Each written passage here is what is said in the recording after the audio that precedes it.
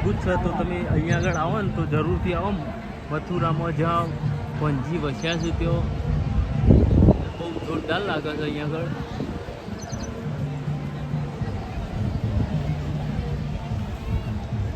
આપણે દર્શન કરવાનું છે, ભીડ બહુ છે એટલે આપણે પહેલા દિવસે અહીંયા આગળ લોકેશન સારું લોકેશન લઈ લઈએ.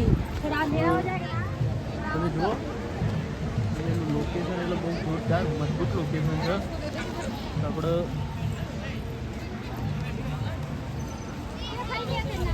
તો સમય અત્યારનો 7 વાગી ગયા છે તો આપણે પહેલાંથી લેટ થઈ ગયા છીએ.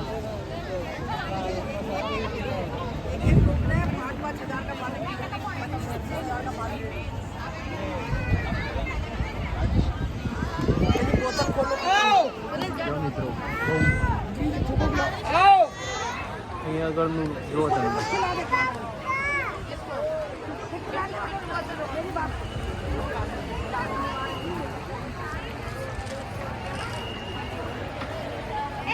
फोटो उतार लेना खड़ियों का अच्छा ऊपर वाले खड़ियों का दिखाएंगे तो पर जा क्यों बनते थे ला अगर देखे तो ये कहीं ना मैं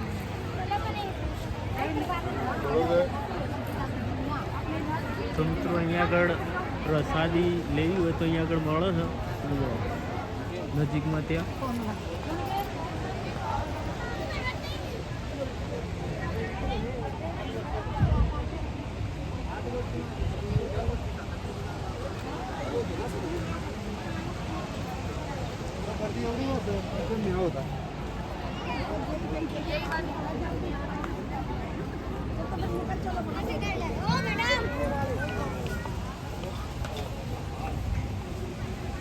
તો આપણે અહીં આગળ જવાનું છે ત્યાં ફુવારા સિસ્ટમ ગોઠવી છે ત્યાં આગળ આપણે જોઈએ ત્યાંનો નજારો પણ જોઈ લઈએ કેવું છે. આપણે મંદિર દર્શન કરવા જઈએ તો દિવસે આપણે અહીં આગળ સારું લોકેશન હોય એ આપણે મોબાઈલની અંદર જોઈ લઈએ.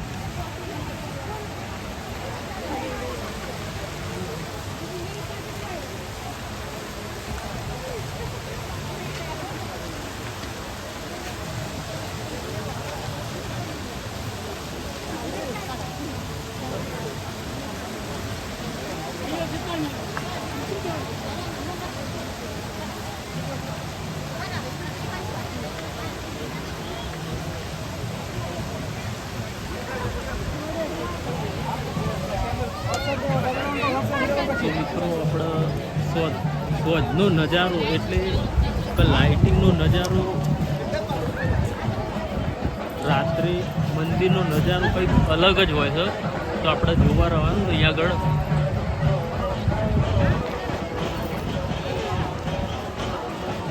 તો આપણા વિડીયાની અંદર રાતનો નજારો પણ લેવાનો છે મિત્રો.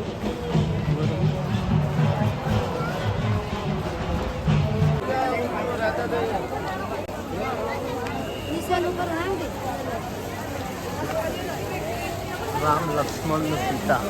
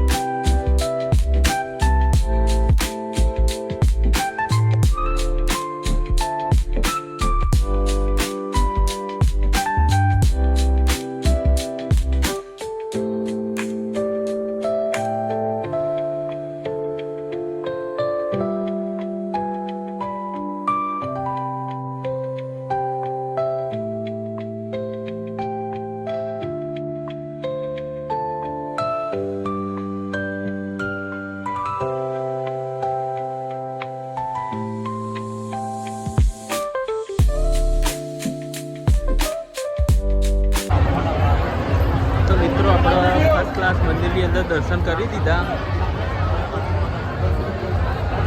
આપણા ગુંજન નિતેશને આપણા જૂતા પડી ગયા છે એટલે એક કોલ કરી દઈએ,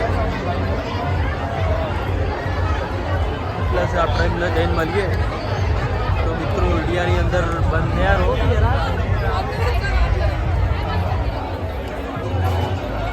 આપણા મંદિર દર્શન તો કરી લીધા.